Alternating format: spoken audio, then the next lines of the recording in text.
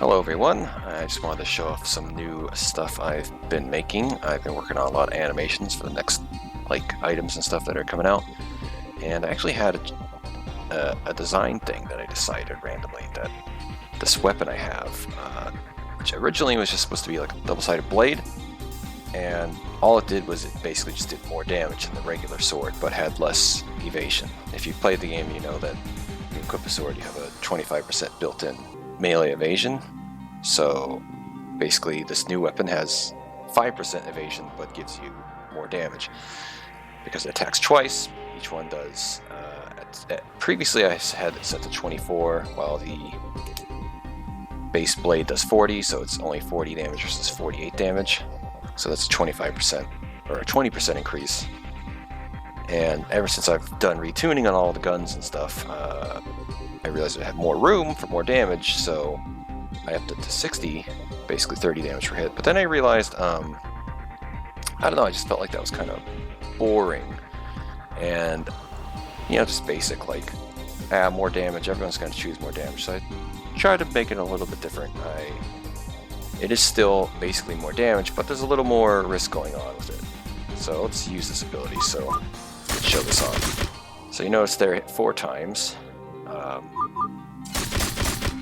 And now I hit 3 times. Now I've hit 2 times. So, and you also notice it's coming from left and right. I'll talk about that in a bit. So, what I ended up deciding was that it has random chance built into it. That sometimes it'll hit twice, sometimes it'll hit 3 times, sometimes it'll hit 4 times. And each hit is 20 damage. So you can either do 40 damage, 60 damage, or 80 damage.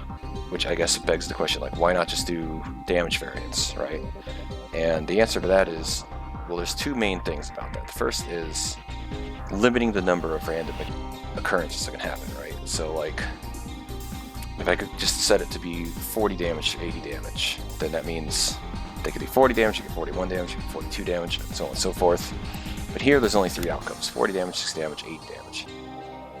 And this is important because a lot of the game is about very specific tuning and turn economy. So, you know, it's just eliminating that possibility that oh, I hit him for 55 damage instead of 60 damage, so I didn't kill him, right? So because a lot of the game is built on being able to finish someone within an expected number of turns, otherwise you lose. And so the next 2 points about this have to do with, it's obviously another thing about why I did it this way as opposed to just damage variants is that, it's more interesting to see 2 hits, 3 hits, and 4 hits. It's more visually clear about how much damage you're doing. It actually feels like something is happening as opposed to just the disconnect of a number just appears for no reason that's better or worse. And the other big thing is that because I'm not using the damage variance tool that's built into RPG Maker, I'm using action sequences. I'm actually choosing the random chance of each of these attacks. So right now, getting 2 hits is only 15% chance, getting 3 hits is 55% chance, and getting 4 hits is 30% chance. So, getting the 2 hits is not quite like doing 0 damage, so obviously it's not that bad as opposed to games that are hit chance based, but it still kind of can feel like a miss when it doesn't happen, right? Because either you get it or you don't. So just the fact that it has this kind of drawback of potentially doing the same amount of damage as a regular sword while always having less evasion, it kind of makes it more of a gamble, and also that chance of doing more damage is also exciting. So I think this is pretty cool. And while I was doing this, I had this idea, because I was randomizing these slashes that happen. I had this idea, why not randomize all of the animations? So for this one, there's not too much random variance, actually. It just either comes from left or right. But I'll show you what that looks like on the basic weapon. Alright, this one's down slash. And you might also hear that the pitches are changing sometimes. So you see it's coming from different directions. Not necessarily each time because it's fully random, so it could potentially repeat, but yeah, just something to break up to add visual variety. as simple as it is. And I'll probably pause here to throw up the code that I'm using, in case you're curious how action sequencing works.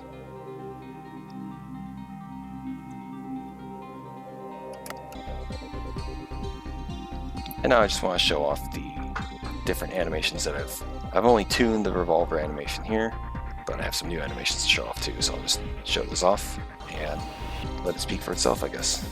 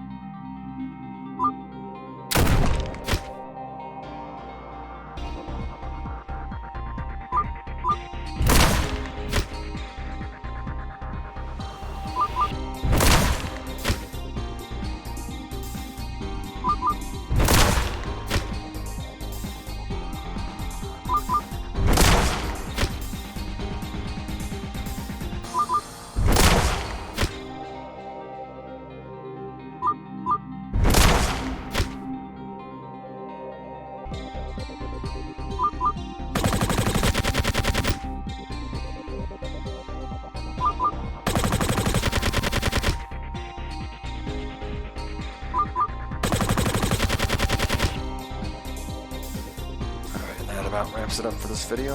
I'll see you guys next time.